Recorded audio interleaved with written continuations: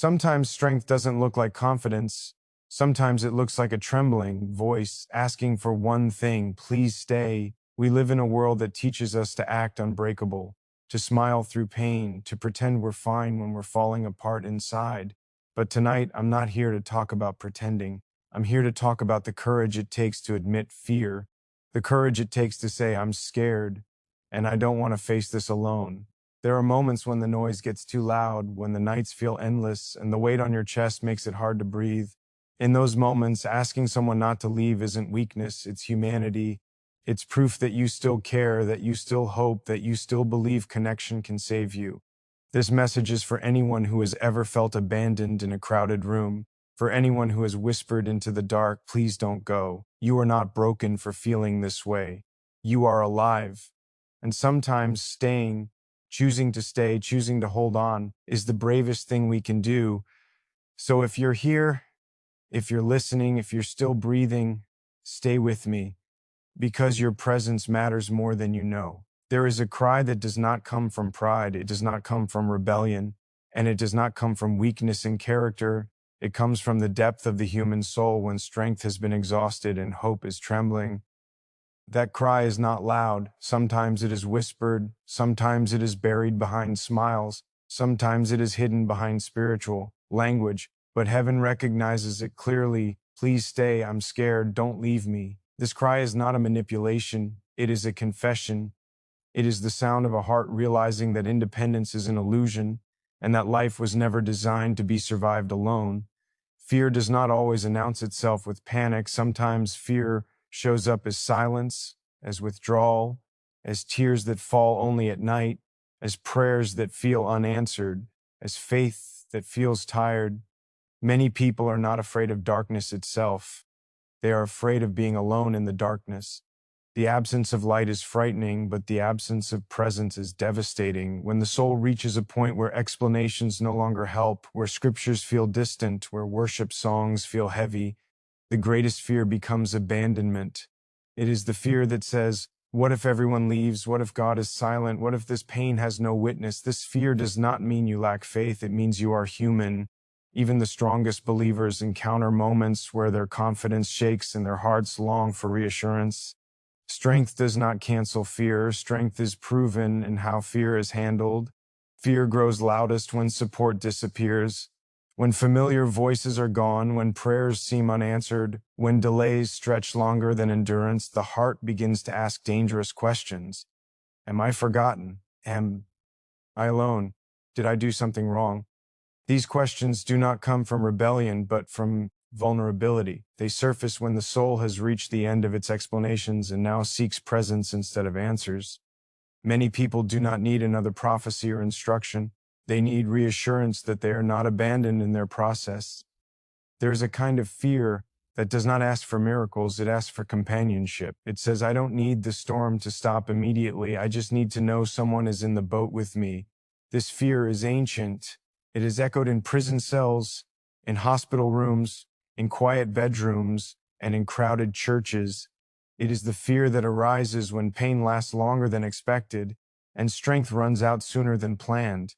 At that point, the soul is no longer negotiating outcomes. It is begging for presence. Fear intensifies when love feels conditional, when people are present only when you are strong, only when you are successful, only when you are joyful. Fear becomes inevitable in moments of weakness. The heart begins to believe that value is attached to performance. So when failure appears, fear whispers that departure is next. This fear does not come from the situation alone. It comes from the memory of past abandonments.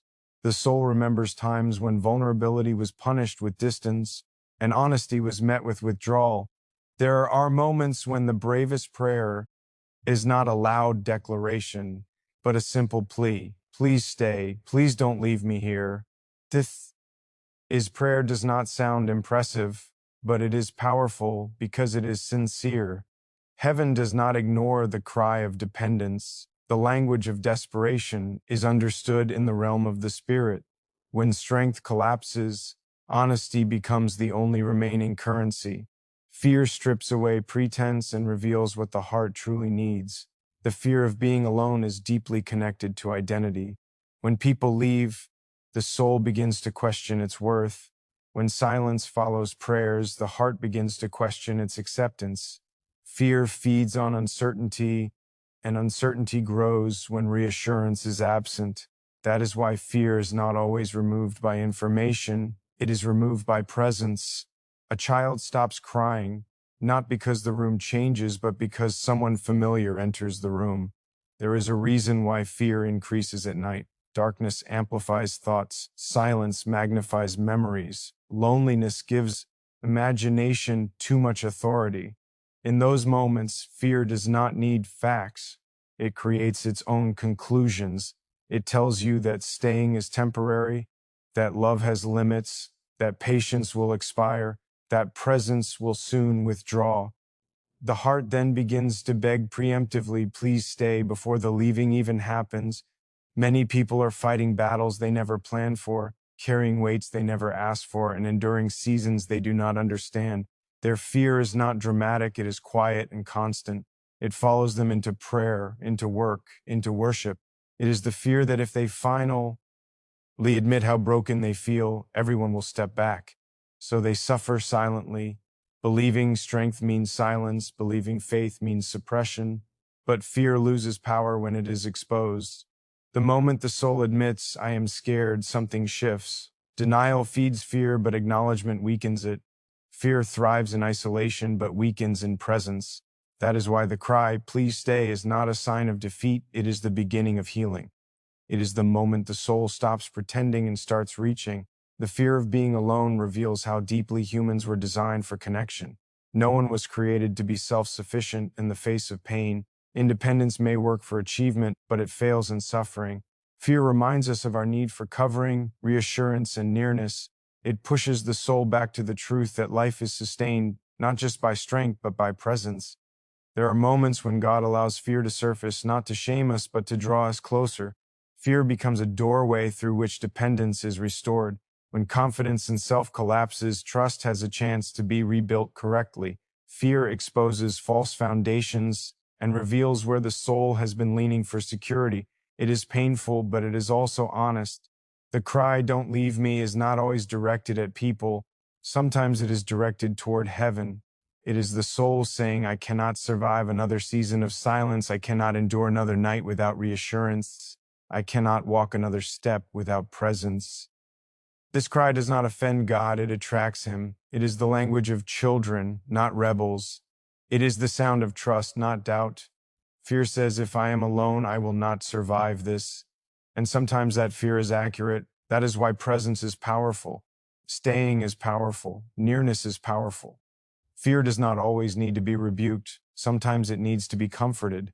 Sometimes fear does not need correction. It needs companionship. When the soul says, please stay, it is acknowledging that it is standing at the edge of its capacity. It is saying, I have given all I can, and now I need something beyond myself. That admission is not weakness, it is wisdom. It is the moment the soul stops pretending to be strong and starts leaning on grace. When silence replaces voices that once comforted you, the heart begins to interpret quiet as rejection. Silence is not empty, it is loud with questions, memories, and assumptions. It is in silence that the mind starts filling gaps with fear, turning unanswered prayers into imagined conclusions. Silence feels dangerous because it offers no reassurance, no confirmation, no warmth. It creates space for the soul to wonder if it has been forgotten, if it has outlived its importance, if its pain has become an inconvenience. Silence does not merely remove sound, it removes certainty. And the human heart struggles most when certainty disappears.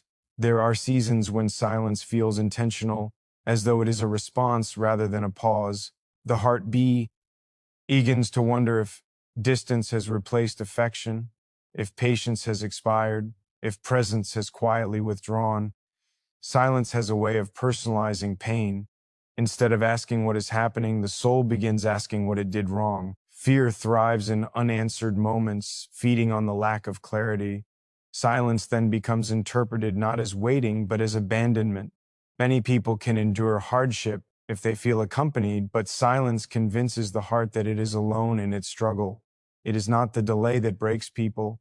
It is the feeling of being unseen while waiting. When encouragement stops, when calls go unanswered, when reassurance fades, the soul begins to shrink inward. Silence isolates even in crowded places. You can be surrounded by people and still feel abandoned when no one speaks to the place that hurts. Silence feels heavier when it follows intimacy. When there was once closeness, communication, shared understanding, and suddenly there is quiet, the contrast amplifies the pain. The heart remembers what was and struggles to understand what is. Silence after connection feels like loss, and loss always invites fear. The soul begins replaying moments, searching for where the shift happened, trying to identify the invisible line that was crossed. There is a difference between silence as rest and silence as distance. Restful silence carries peace, but distant silence carries tension. One reassures the soul, the other unsettles it. When silence lacks warmth, the earth begins to brace itself for departure. It prepares for disappointment before it arrives. Fear teaches the soul to expect leaving even before it happens, creating emotional defenses that feel like survival but slowly become prisons. In silence, memories become louder than truth. Past wounds resurface, old abandonments replay themselves in new settings. The soul does not experience silence in isolation, it experiences it through history. Every moment someone left, every promise that was broken, every time vulnerability was met with withdrawal comes rushing back. Silence then becomes layered with pain from multiple seasons, making the present feel heavier than it actually is. Silence also tests trust. It asks the soul what it believes when reassurance is absent. It exposes whether faith is rooted in constant feedback or in deep conviction, but exposure does not always feel noble. It often feels terrifying. The heart wants to trust, but fear whispers that silence is proof of disinterest. The longer the quiet lasts, the louder fear becomes, urging the soul to prepare for abandonment as a form of self-protection. Some people speak faith publicly but wrestle with fear privately because silence feels like contradiction. They have learned to interpret presence through activity, affirmation through response, love through consistency. When those signals disappear, fear fills the void. The heart begins to ask if love was ever real or merely convenient.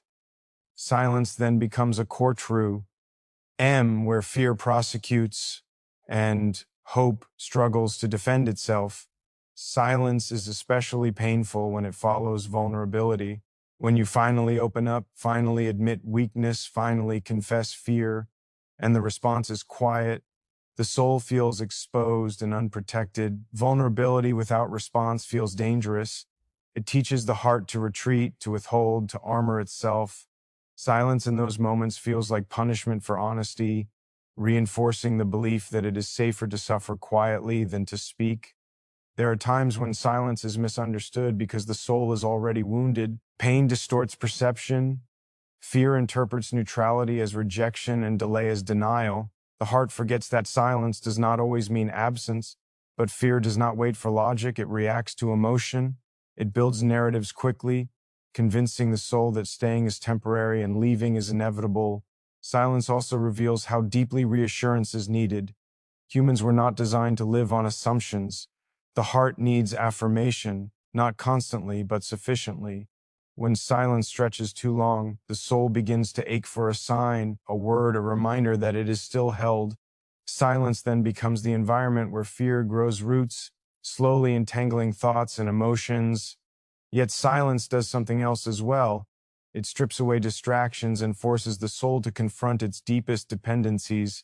It reveals what the heart leans on for security. When voices disappear, the soul realizes how much it relied on them to feel safe. This realization can be painful, but it is honest. Silence exposes the difference between companionship and foundation. Fear often mislabels silence as abandonment, but the emotional experience remains real regardless of the label. The ache does not disappear because of explanation. The heart still longs for presence, for reassurance, for nearness. Silence does not just remove sound, it removes comfort. That is why the plea becomes desperate, not for answers, but for staying. In silence, the soul begins to whisper, "Please don't leave me here. Please don't disappear. Please don't let this quiet mean the end." It is not a demand, it is a request born out of fear and longing. Silence forces the heart to reveal what it fears losing most. And often what it fears is not things or outcomes, but connection. The danger of prolonged silence is not that it destroys faith instantly, but that it slowly erodes confidence. It makes the soul cautious, guarded, hesitant to trust again.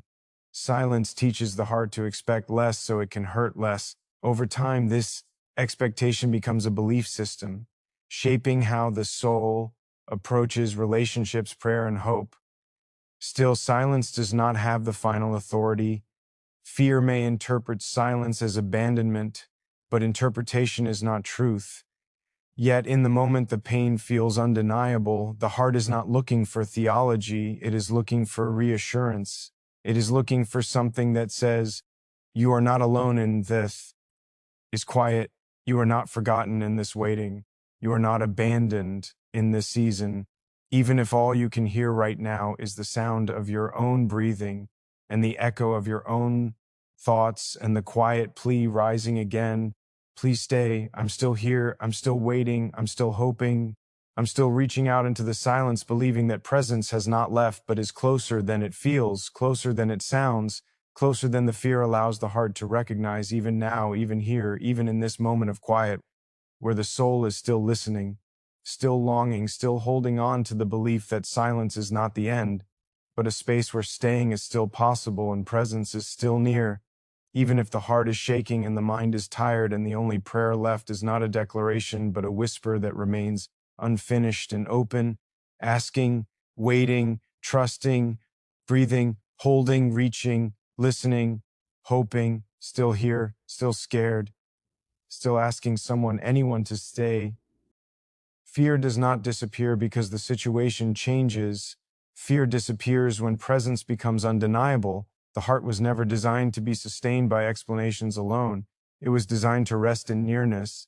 That is why even when answers are delayed, peace can still exist if presence is felt. Fear feeds on distance, but it weakens in closeness. The moment the soul becomes aware that it is not alone, fear begins to lose its authority. Presence does not always remove the storm, but it changes how the storm is experienced. There is a difference between knowing about God and being aware of God. Knowledge can exist without comfort, but awareness brings reassurance. Many people are surrounded by information yet starving for presence. Fear thrives when God is reduced to a concept instead of experienced as a companion. The soul does not panic because it lacks theology. It panics because it feels unattended. Presence restores what fear steals: safety, confidence, and rest. Fear says you are exposed, unprotected, and vulnerable. Presence says you are covered, seen, and held. The cure for fear is not volume, but nearness. A whisper close to the ear can calm what shouting from a distance never will. That is why divine presence is gentle yet powerful. It does not force fear out, it dissolves it. Fear cannot coexist with sustained awareness of presence. It may knock, but it cannot stay. When presence becomes real, the heart stops scanning the environment for threats. Fear keeps the soul hyper-alert, always watching for signs of danger or departure. Presence allows the soul to rest its defenses. It reminds the heart that it does not need to be on constant guard. The weight of self-preservation begins to lift when the soul realizes it is not responsible for holding itself together alone. The awareness of God's presence redefines loneliness. You may still be physically alone, but you are no longer abandoned. Fear loses its strongest weapon when isolation is broken internally. The room does not have to change for peace to enter. The circumstances do not have to shift for reassurance to arrive. Presence turns empty spaces into sanctuaries. It transforms silence from a threat into a covering. Fear often exaggerates reality. It magnifies worst-case scenarios and minimizes hope. Presence restores perspective. It quiets the imagination and steadies the mind. When the heart becomes aware of God's nearness, thoughts slow down, breathing stabilizes, and panic loses momentum. Presence does not rush the soul, it anchors it. It allows emotions to settle instead of spiral. The soul was created to respond to presence instinctively.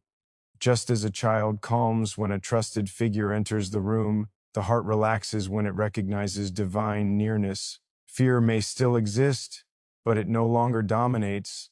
Presence does not deny fear's existence, it overrides its control. It reminds the soul that fear is not the highest authority in the room. There are moments when God's presence is felt strongly, and moments when it must be trusted quietly. Both are real. Fear often attacks during the quieter moments, when feelings are muted and reassurance seems distant. But presence is not measured by sensation alone. It is sustained by faithfulness. Even when emotions fluctuate, presence remains constant. Fear fades when the soul learns to anchor itself in truth rather than feeling. Presence also restores identity. Fear distorts self-perception, making the soul feel small, insignificant, and disposable. Presence reminds the heart that it is known and valued. It speaks worth without words. When the soul realizes it is seen, fear loses its power to convince it that it is forgotten. Presence answers the deepest question. Fear asks, "Do I matter?" The more aware the soul becomes of presence, the less it demands immediate outcomes. Fear is impatient because it feels unsafe. Presence creates patience because it creates security. The heart stops rushing God when it knows He is near. Waiting becomes bearable when it is shared. Delay becomes survivable when presence is certain. Fear often grows strongest when the soul feels responsible for its own survival. Presence shifts that burden. It reminds the heart that it is sustained, not self-made. The pressure to hold everything together begins to lift. Fear loses ground when responsibility is surrendered. Presence carries what fear exaggerates. There is a reason why reassurance often comes not as information but as peace. Peace is the language of presence. It settles the heart without explaining everything. It calms the storm inside even when the storm outside remains. Fear cannot argue with peace, it can only retreat from it. The awareness of presence does not mean fear will never return, but it means fear will no longer rule.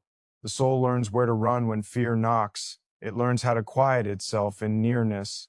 Presence becomes a refuge, not just a belief. Over time, the heart recognizes the difference between being alone and being quiet with God.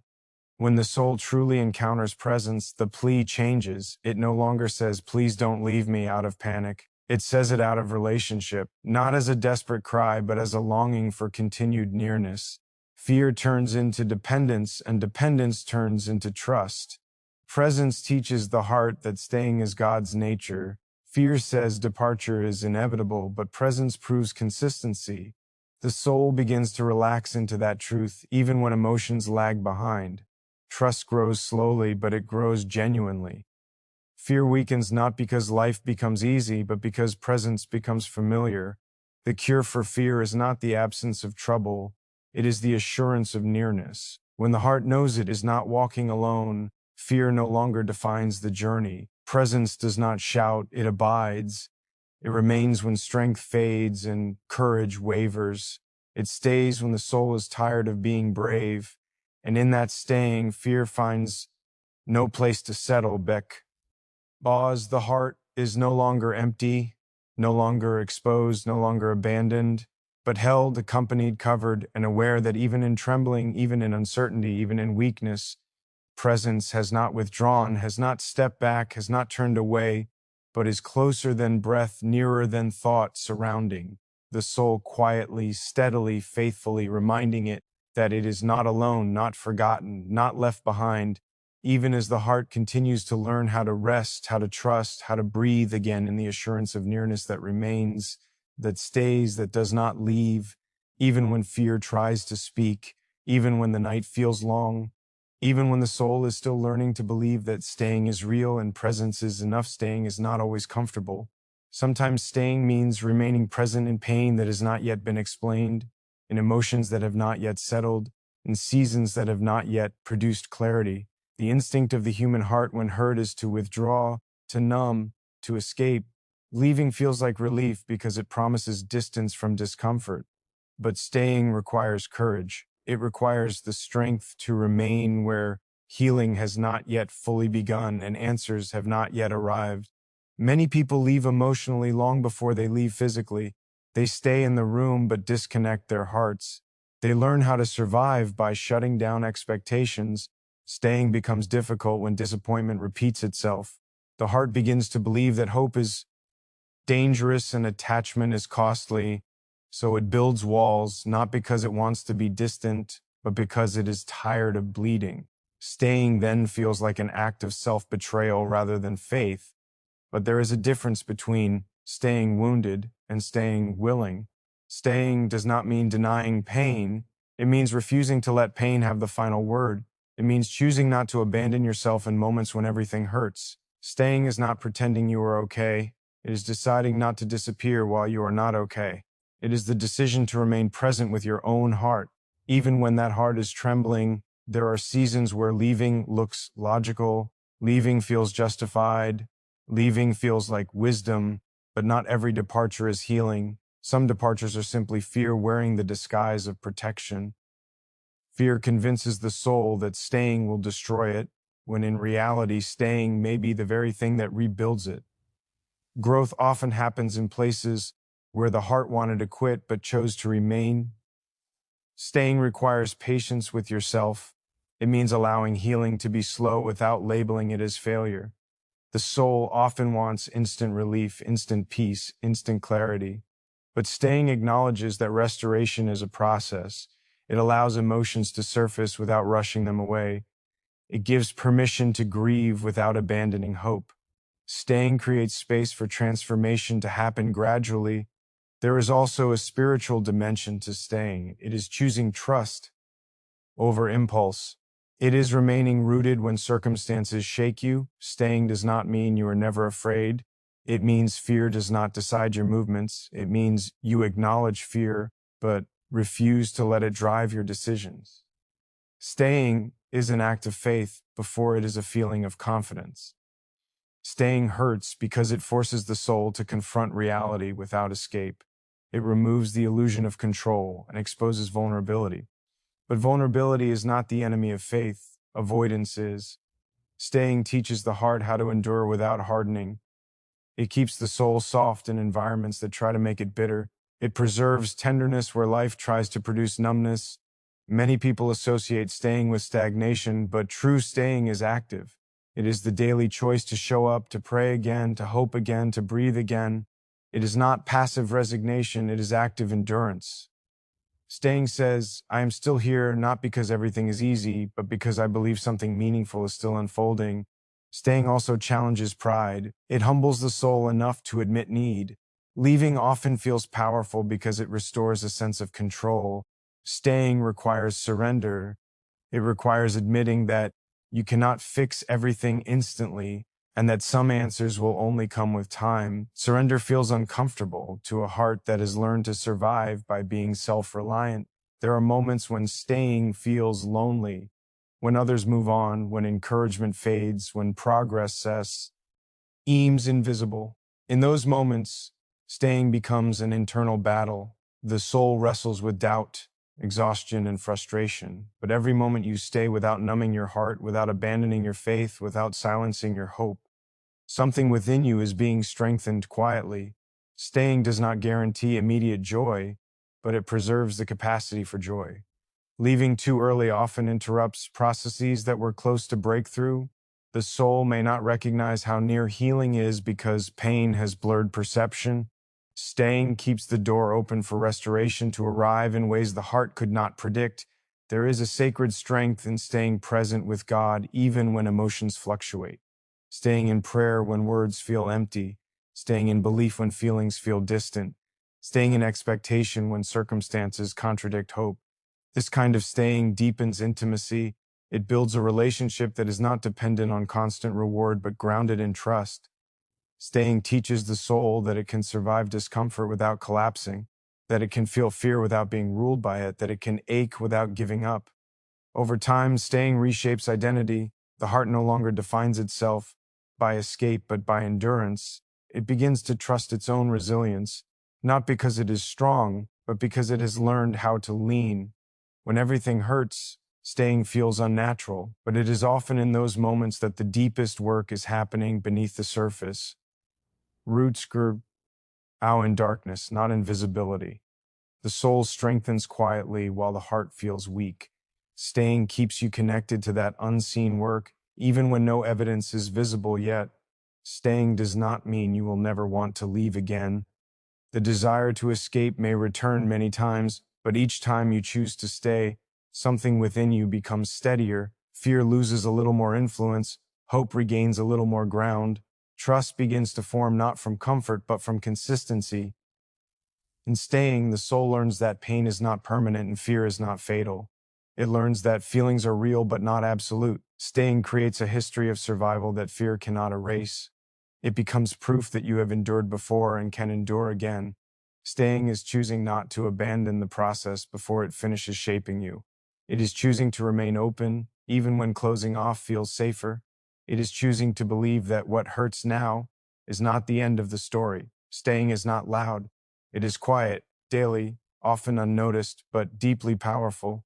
And as the soul stays, breath by breath, step by step, it begins to realize that staying itself has been holding it together, keeping it anchored, teaching it how to live inside pain without being defined by it, how to wait without collapsing, how to remain without running, how to trust presence in the middle of discomfort, how to endure without losing softness, how to keep showing up even when everything inside wants to disappear, learning slowly, deeply, that staying is not punishment but protection, not weakness but wisdom, not delay but preparation, even as the heart continues to ache, continues to hope, continues to remain right here in the process, still breathing, still believing, still holding on, still staying.